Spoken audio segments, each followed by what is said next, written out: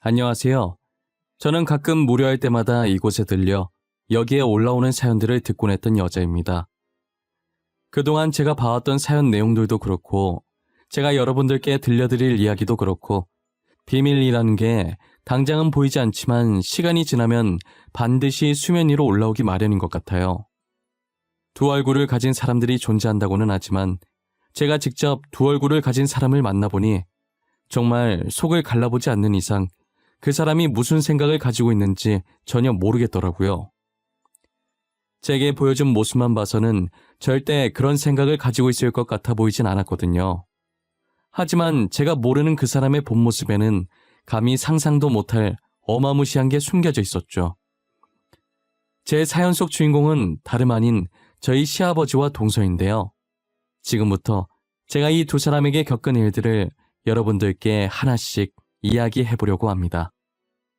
저는 처음부터 시아버지와 사이가 안 좋았던 게 아니었어요. 정확히 시아버지와 사이가 멀어지게 된 건 시어머니께서 돌아가신 뒤부터인데요. 저는 남동생을 하나 둔 남편과 결혼을 해 맏며느리로서 시부모님과 합가를 하며 살고 있었습니다. 당시 시부모님께서 제게 너무 잘해주셔서 시댁살이를 되게 편하게 했다는 생각을 하고 있었어요. 시아버지와 시어머니 모두와 사이가 좋았지만 그 중에서도 시어머니와 더 사이가 좋았었어요. 시어머니께서는 저를 우리 강아지라고 부르실 만큼 친딸처럼 이뻐하고 아껴주셨거든요. 정말 정 빼면 시체라고 해도 될 정도로 정도 많고 사랑도 넘치시는 분이셨죠. 하지만 그런 시어머니께서도 싫어하는 사람이 존재하긴 하더라고요. 제가 결혼하고 1년 뒤에 동서를 맞이하게 됐는데 시어머니께서는 동서를 무척이나 싫어하셨어요. 처음부터 싫어했던 건 아니고 동서가 시아버지를 대하는 태도를 보면서 싫어하게 되신 거예요. 동서는 시아버지 앞에서 오글거리는 말과 행동을 엄청 잘했거든요. 콧소리를 내며 시아버지를 부르고 시아버지 밥 위에 반찬을 올려주는 등 빤히 눈에 보이게 여우짓을 하는데 어느 누가 좋아하겠어요. 하지만 남한테 싫은 소리 못하시는 시어머니는 아무 말도 못하고 한숨만 쉬시는 게 다였어요. 저도 동서의 여우짓이 심하다고 생각을 했지만 이건 시작도 아니더라고요. 동서가 본격적으로 아양을 떨게 된 것은 시어머니께서 돌아가신 뒤였어요. 동서는 그동안 나름 시어머니 눈치를 보고 있었던 건지 시어머니께서 세상을 떠난 뒤로는 아예 대놓고 노골적인 여우짓을 해대더라고요. 동서가 저희 집에 놀러오면 자석이라도 붙였는지 시아버지 옆에 꼭 붙어서 떨어질 생각을 하지 않았어요. 저는 음식 준비를 하고 있고 동서와 시아버지는 거실 소파에 나란히 앉아 TV를 시청하는데 모르는 사람이 보면 서방님 와이프가 아니라 시아버지 와이프 같겠더라고요. 서방님도 시아버지와 잘 지내는 모습 좋다며 딱히 제재는 안 하는 눈치였어요.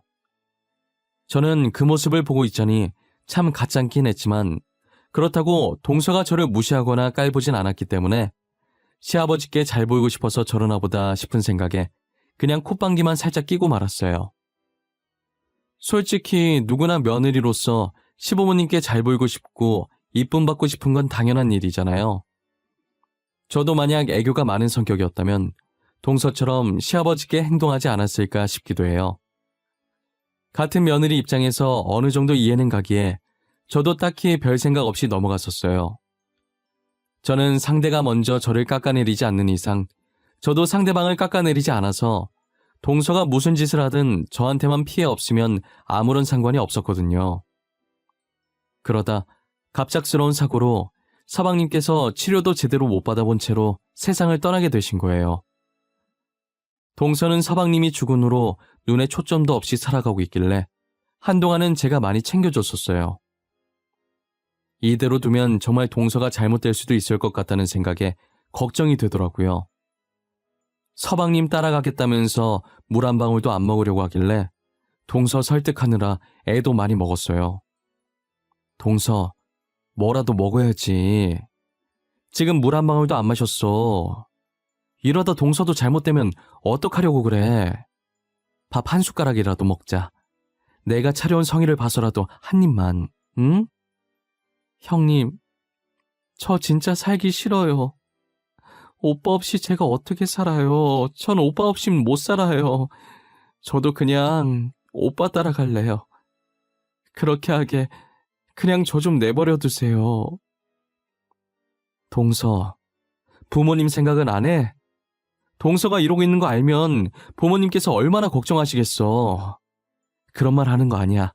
산 사람은 계속 살아야지. 이제 오빠도 없는데 제가 더 살아서 뭐해요. 저 그냥 오빠한테 가고 싶어요. 이대로 굶어 죽을래요. 그러니까 도로 가지고 나가주세요. 제발요. 동서, 내가 이렇게 부탁할게. 제발 살아. 괜히 쓸데없는 생각하지 말고 제발 살라고, 응?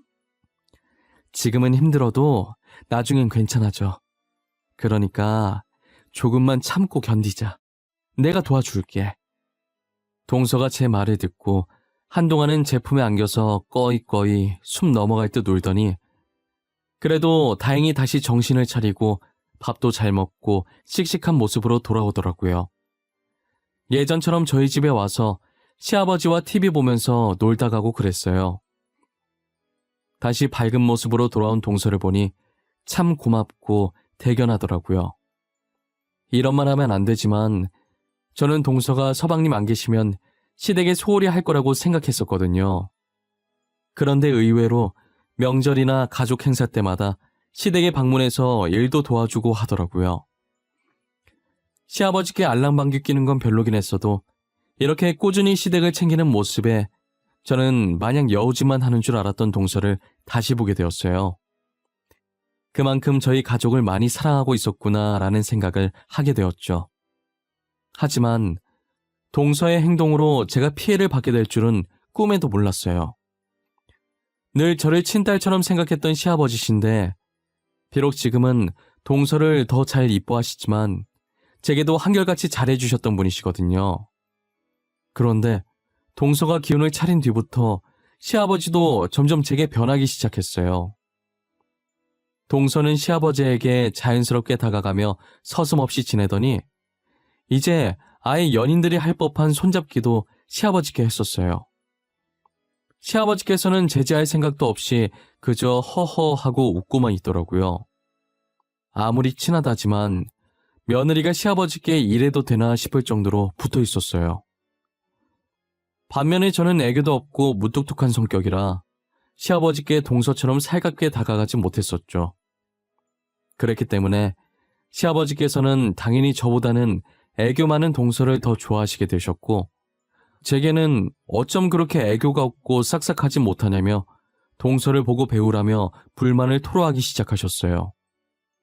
동시에 그동안 시댁살이 하면서 안 받았던 구박을 동서 때문에 뒤늦게 받게 된 거예요.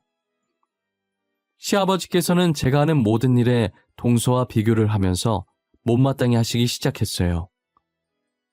하나부터 열까지 동서가 거론되지 않는 일이 없었어요.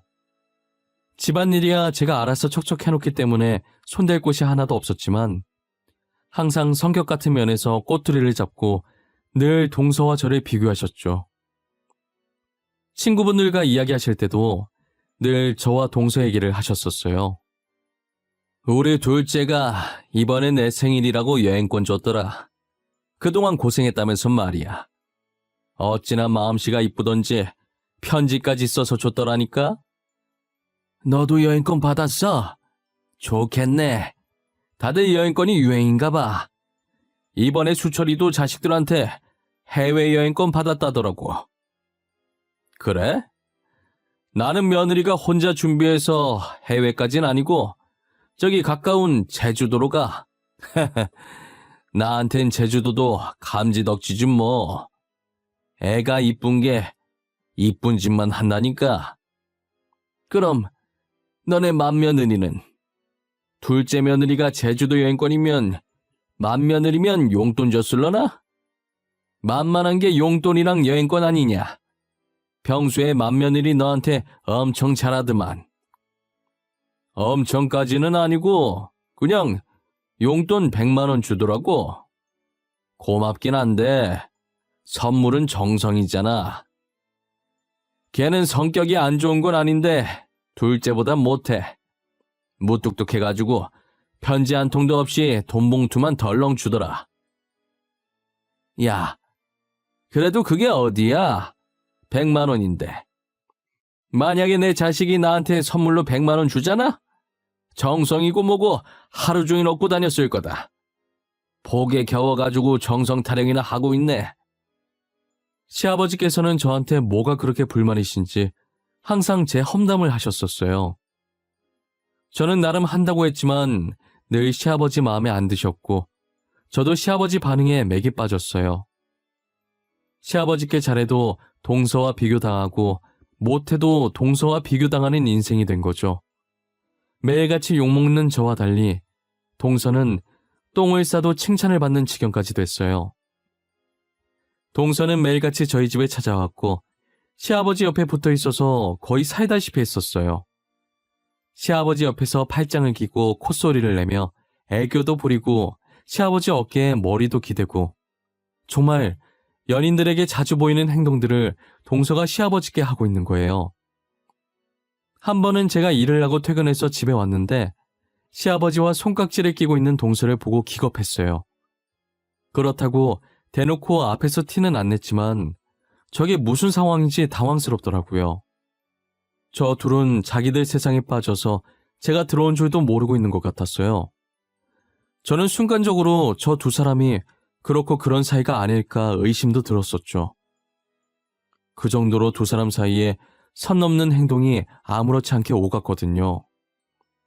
그리고 시아버지께서 동서를 부르는 애칭도 그들이 나누는 대화 내용들도 심상치 않았어요. 애기, 오늘은 회사에서 별일 없었나 봐. 매번 팀장한테 깨져서 화내더니 오늘은 잠잠하네. 그렇게 스트레스 받으면서까지 회사를 다녀야 돼? 그냥 일 그만두라니까. 에이, 뭐하러 일을 그만둬요. 일하는 거 스트레스 받긴 하지만 그만큼 재미도 있어요. 그리고 일 그만두면 할 것도 없어서 인생 재미없고 지루해져요. 돈도 없고. 재미없긴 왜 재미없어? 나랑 백화점 가서 옷도 사고 가방도 사고 맛있는 것도 먹고 놀면 되지. 어차피 내가 먹여 살릴 건데 뭐가 걱정이야? 그냥 일 그만둬. 저는 회사가 좋아요. 아직은 그만두고 싶은 마음 없으니까 더 이상 그 얘기는 그만. 진짜 힘들면 그때 그만둘게요. 지금은 다닐만 하니까 제 의견도 존중해 주세요. 알겠죠? 알겠어. 힘들면 바로 그만두기다.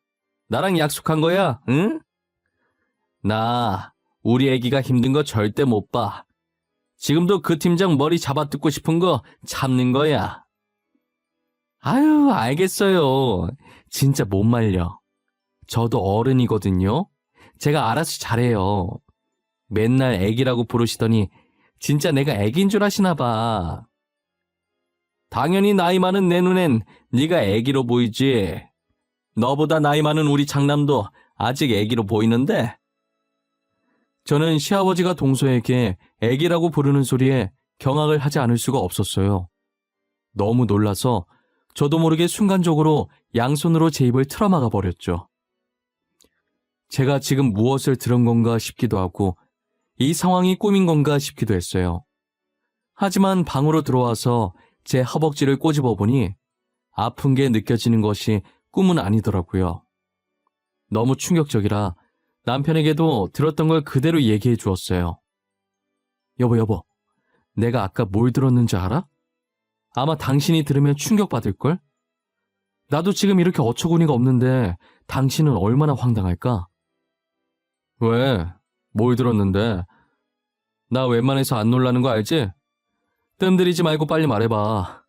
당신 말처럼 내가 얼마나 황당해할까 궁금하네?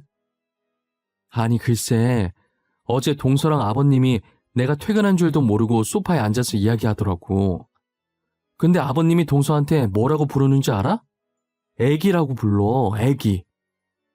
애기? 진짜야? 아버지가 재수 씨한테 애기라고 했다는 거야? 에이, 설마. 당신이 잘못 들은 거 아니야? TV에서 그렇게 얘기한 거 아니고? 아니야. 아버님께서 애기라고 하는 거 내 두 귀로 똑똑히 들었어. 그리고 TV 켜져 있지도 않았어. 아버님, 동서한테 간이고 쓸개고 다 내어줄 기세시던데? 당신 말이 진짜라면 이거 진짜 충격인데? 둘이 뭐 있는 거야? 그렇지 않고서는 그런 애칭을 쓸 리가 없잖아. 그것까진 나도 모르겠는데, 근데 뭔가 있긴 있는 것 같아. 아버님이 동서 보고 회사 그만두라면서 먹여 살릴 수 있다 뭐 그런 얘기 하시더라니까. 남편은 제 말을 듣고도 도무지 믿기지가 않는다는 눈빛이었어요. 자기 아버지가 자기 재수 씨랑 그렇고 그런 사이 같다는데 누가 믿고 싶겠어요. 저도 제 시아버지와 동서가 그러고 있는 걸 목격하고 충격을 받았는데 남편은 저보다 더 충격이겠죠. 저는 그 둘이 사랑을 하고 있다는 것으로 확정지었고 아버지와 딸뻘인 것도 모자라 어떻게 시아버지와 며느리가 만날 수 있는지 정말 소름이 끼치고 시아버지와 같이 살고 싶지가 않았어요. 분가를 해야겠다는 마음 반과 그래도 혼자 계신 시아버지를 어떻게 두고 가냐는 마음 반이 충돌했죠.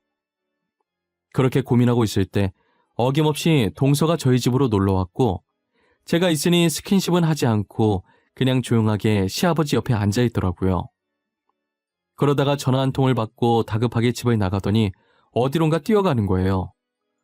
저렇게 나간 적이 한 번도 없었어서 급한 일이라도 생겼나 보다 싶었죠. 점심을 만들려고 냉장고 안에 재료를 찾는데 마땅히 쓸만한 재료가 없는 거예요. 그래서 나간 김에 일주일치장을 봐야겠다는 생각에 지갑과 차키만 챙겨서 나갔어요.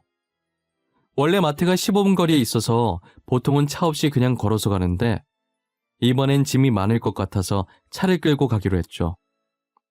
차를 타려고 지하 주차장에 갔는데 어디선가 동서 목소리가 들리는 거예요. 저는 차를 타려던 걸 멈추고 소리가 나는 쪽으로 조심히 향했어요. 그러다 어떤 모르는 남자와 함께 있는 동서를 발견하게 됐죠.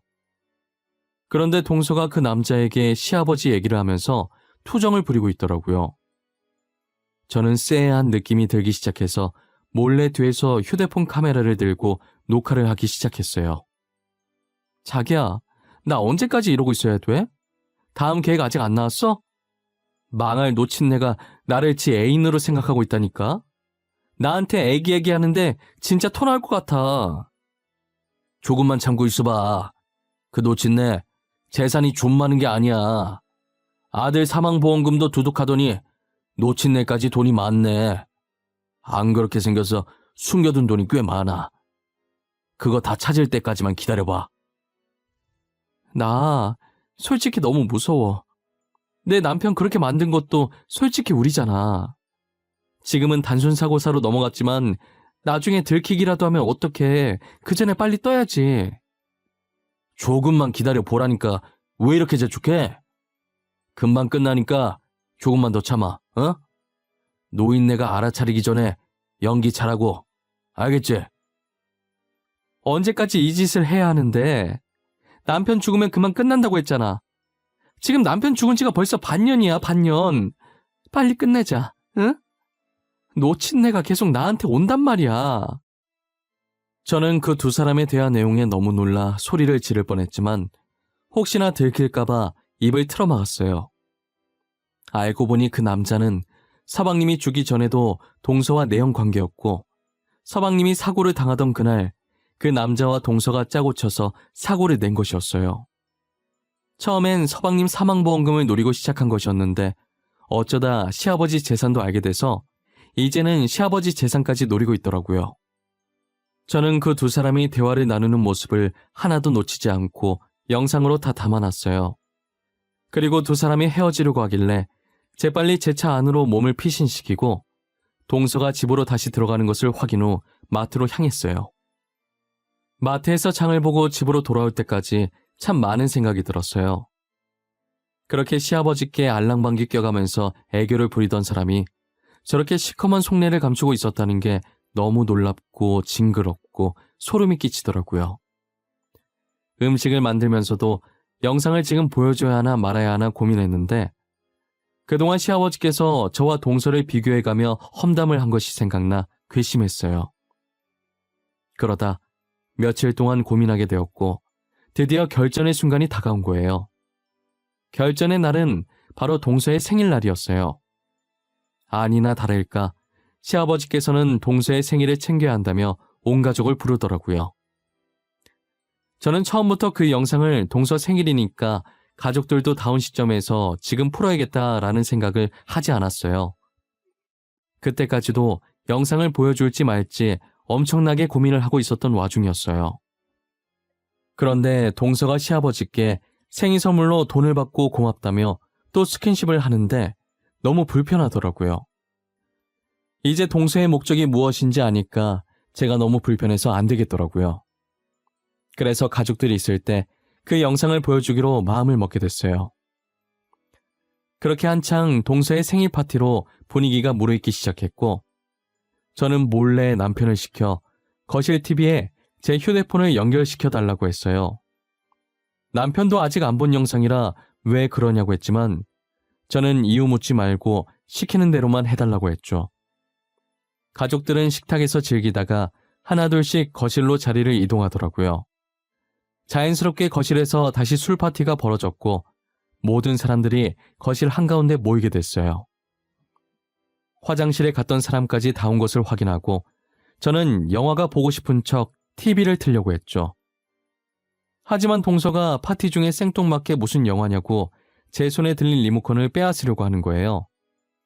혹시라도 제 계획이 틀어지게 될까 다급하게 분위기 있는 노래라도 틀겠다고 했죠. 동서는 다급해 보이는 제 모습에 미심쩍은 듯 하더니 알겠다고 하더라고요. 저는 다시 리모컨을 들어서 TV를 켰고 빠르게 그 영상의 재생 버튼을 눌렀어요. 그리고 가족들 목소리에 묻힐까봐 볼륨을 높여서 모든 사람들이 다 들을 수 있게 만들었죠. 남편은 제가 TV를 켠 것을 보고 가족들을 조용히 시켰어요. 잠깐! 다들 조용히 해봐. 지금 TV 봐봐. 저 영상 뭐야? 잠깐만. 저 여자 재수씨 아니에요? 저거 동서 맞아. 동서 앞에 있는 남자는 서방님 죽기 전부터 만나오던 내연남이고 서방님 죽은 것도 다 동서랑 저 남자가 계획한 거야. 사망보험금 때문에. 재수씨, 그게 정말이에요? 제 동생 진짜 재수씨랑 저놈이 짜고 죽인 거예요? 그런 거냐고요? 당신 진짜 미쳤어? 어떻게 사람을 죽일 생각을 해? 아무리 돈에 미쳐도 그렇지. 서방님도 그렇게 죽여놓고 이젠 아버님까지 노려? 왜? 한번 해보고 안 들키니까 더 욕심이 났나 봐? 이 일이 안 밝혀질 거라고 생각한 거야? 아니에요. 형님, 저 여자는 아니에요. 닮은 사람이겠죠. 저 진짜 아니에요. 제가 왜 남편을 죽여요? 저 진짜 아니에요. 믿어주세요. 아주버님, 저 진짜 아니에요. 당신 진짜 미친 사람이야. 사람 목숨이 장난이야? 내 동생도 모자라서 아버지까지 죽이라고 해? 너 가만 안 둘 거야. 너 죽는 날까지 두고두고 괴롭힐 거야. 내 동생 고통도 다 돌려받게 할 거야. 영상을 본 남편은 동서를 죽일 거라고 달려들었고 저는 혹시나 남편이 사고라도 칠까 말리기 바빴어요. 시아버지께서는 그 영상에 그리고 저희 대화에 충격을 받아서 한동안 말을 못하고 허공을 보셨어요. 동서가 아니라고 믿어달라면서 시아버지의 바지가랑이를 잡았고 시아버지는 그런 동서를 보는 순간 정신을 차리셨는지 동서의 머리채를 잡고 패대기 치시더라고요. 저는 너무 놀라서 소리를 질렀고 남편도 시아버지의 그런 모습을 처음 보고 놀래서 달려들다가 멈추고 시아버지를 멍하니 쳐다봤어요. 시아버지께서는 분이 풀리지 않으셨는지 동서의 몸을 세게 밀쳤어요. 동서를 밀치고서 주저앉아 울고 있는 동서를 보며 입을 떼셨죠. 아프니? 너는 겨우 이 정도밖에 안 했는데도 아파? 그래? 우리 아들은, 가여운 내 아들은 네 손으로 죽여놓고 지금 나한테 뺨 맞은 걸로 아파? 아버님, 죄송해요. 저도 남편을 죽일 줄은 몰랐어요. 저는 그냥 큰 돈을 손에 쥘 수 있다는 말만 믿고 하라는 대로 한 것뿐이에요. 너는 네 손으로 선을 자르면서 이 차 탔다가 사람이 죽을 수도 있겠다는 생각을 한 번도 안 해봤던 거야? 너 몰랐다면 거짓말이다. 부품 중 하나를 손상시켜놓고 어떻게 그런 생각을 안 해? 저 진짜 몰랐어요. 사람이 죽을 거라는 거 알았으면 절대 안 했을 거예요. 저는 그냥 시키는 대로 한 것뿐이란 말이에요. 저 진짜로 몰랐어요. 믿어주세요, 네? 내가 믿어주면 죽은 내 아들이 살아 돌아오니? 살아 돌아오냔 말이야! 당장 내 아들 살려내라고! 시아버지께서는 울부짖으며 동서의 멱살을 붙잡고 흔들다가 집에 있는 물건들을 동서 주위로 던졌고, 동서는 죄송하다는 말만 계속하다가 눈물을 닦으면서 집을 나가버렸어요. 저 영상 하나로 저희 집은 말 그대로 초토화가 되어버렸어요. 시아버지는 소리 지르며 울부짖고 남편도 조용히 눈물 훔치고 있었고, 저는 복잡한 심경으로 남편을 달래며 서 있었죠. 두 부자가 한참을 울었고 그나마 제정신인 제가 어질러져 있는 집을 치우고 있었어요. 시아버지께서는 잠긴 목소리로 제게 말을 거시더라고요. 아가, 우리 강아지. 이렇게 강아지라고 불러보는 것도 참 오랜만이구나. 내가 매번 둘째랑 비교해서 기분 안 좋았을 텐데 그동안 내가 미안했다. 아니에요. 저는 벌써 다 잊었어요. 오히려 제가 죄송하죠. 저를 딸처럼 여겨주셨는데 애교가 없어서 아버님께 감사하다는 표현을 못했어요. 네가 무슨... 이제껏 날 돌봐준 것만으로도 다 표현된 건데 이 나이 먹으면서 며느리급이나 나누고 있고 내가 이제껏 나이를 허투루 먹었어. 그런 말 하지 마세요. 저는 진짜 괜찮아요. 너무 마음 쓰지 마세요. 그렇게 마음 쓰이면 지금부터라도 다시 예전처럼 잘해주시면 되죠. 안 그래요? 이렇게 착한 며느리를 두고 내가 그동안 무슨 짓을 했는지 모르겠구나. 이 못난 애비를 용서해 주겠니? 내가 정말 미안했다. 시아버지께서는 진심으로 제게 사과를 하셨고 저는 따뜻한 미소로 답을 했어요. 제 미소를 보자 시아버지께서는 또 눈물을 보이시더라고요. 저는 남편 옆구리를 찔러서 달래드리라고 하고 집을 마저 치우고 있었어요. 어느 정도 치우고 저희는 다시 동서 얘기를 하기 시작했어요. 저희는 당연히 동서와 내연남을 고소하기로 마음을 맞췄어요. 이미 제가 찍은 영상 속에 동서가 직접 범행을 실토하는 내용이 있으니 증거 자료로 충분했고, 혼자 다 뒤집어 쓰기 싫은 동서는 알아서 모든 정황을 다 설명하게 될 거라는 생각을 했죠. 저희는 다음날 해가 뜨는 대로 변호사를 만났고 증거 영상을 제출해서 동서와 내연남에게 걸 수 있는 모든 죄들을 모조리 엮어서 고소를 진행했어요. 그 둘의 범행이 계획적이고 죄질이 나쁘다고 판단되어 결국 징역형을 피할 수 없었어요. 동서는 정말 반성을 많이 한 모양인지 들어가기 전에 시아버지께 죄송하다고 무릎을 꿇었어요. 시아버지는 동서를 못 본 척 지나갔지만 동서는 시아버지가 눈에 안 보일 때까지 계속 꿇고 있었어요.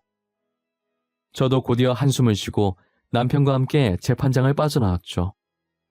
아버님, 괜찮으세요? 안 괜찮으시겠지만 이럴 때일수록 힘내셔야 해요.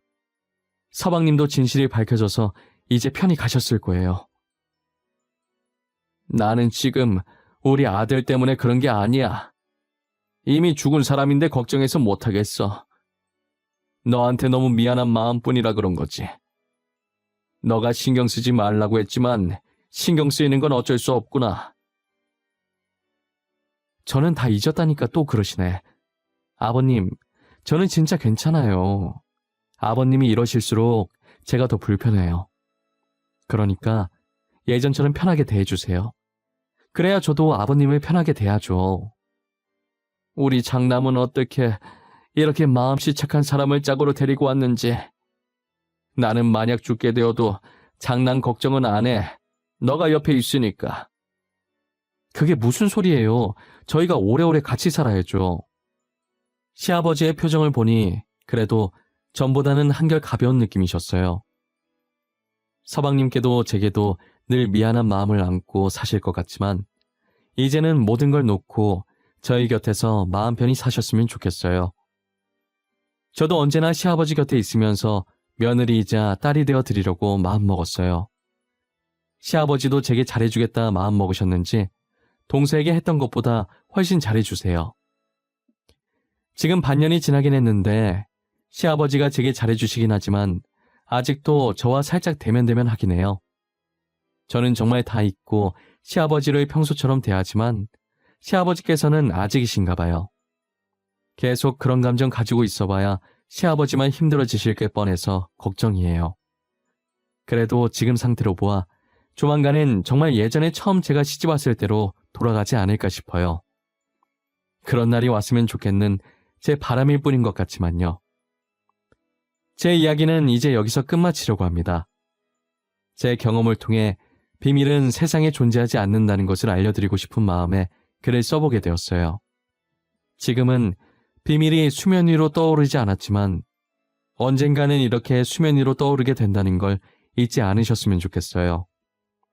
지금까지 제 이야기를 들어주셔서 감사하고 늘 건강하시고 하시는 일, 하시고자 하는 일 모두 잘 되셨으면 좋겠습니다.